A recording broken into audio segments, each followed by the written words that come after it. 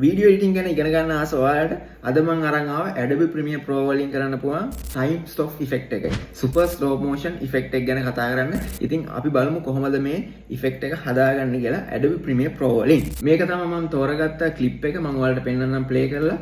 මෙන්න මේක තමයි මම තෝරගත්ත video clip එක.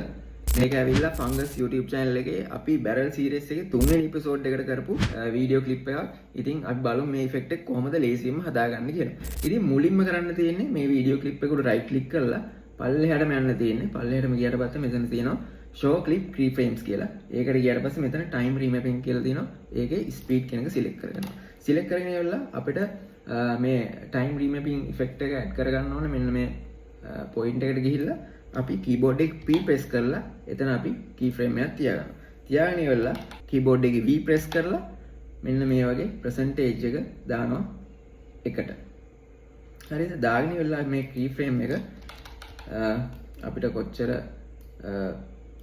smooth වෙන්න ඕනද කියන එක අනුව අපි මෙන්න මේ වගේ add කරගන්නවා. add කරගෙන ඉවරලා අපි මෙන්න මෙතන click කරලා ඉවරලා මෙතනින් මෙන්න මෙහෙම curve එකක් හදාගන්නවා smooth විදිහට. ඒක ඔයාලට ඕන විදිහට කරගන්න පුළුවන්. ඔයාලගේ clip එකේ හැටියට ඔයාලට smooth වෙන්න ඕනේ ප්‍රමාණය අනුව ඔයාලට ඒක කරගන්න පුළුවන්. ඊට පස්සේ තමයි මේකේ වැදගත්ම කොටස තියෙන්නේ.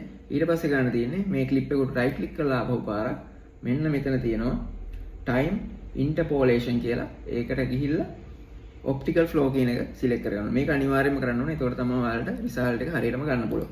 ඊට පස්සේ ඔයාලගේ clip එක මෙන්න මේ වගේ in out එක තියලා මෙහෙම කරලා අපි රෙන්ඩර් කරගමු. ඕන දැන් අපේ වීඩියෝ එක රෙන්ඩර් වෙලා ඉවරයි. ඉතින් මම මේකට පොඩි sound effects ටිකුයි color grade එක add කරලා තියෙන්නේ. අපි බලමු කොහොමද අපේ final output එක කියලා.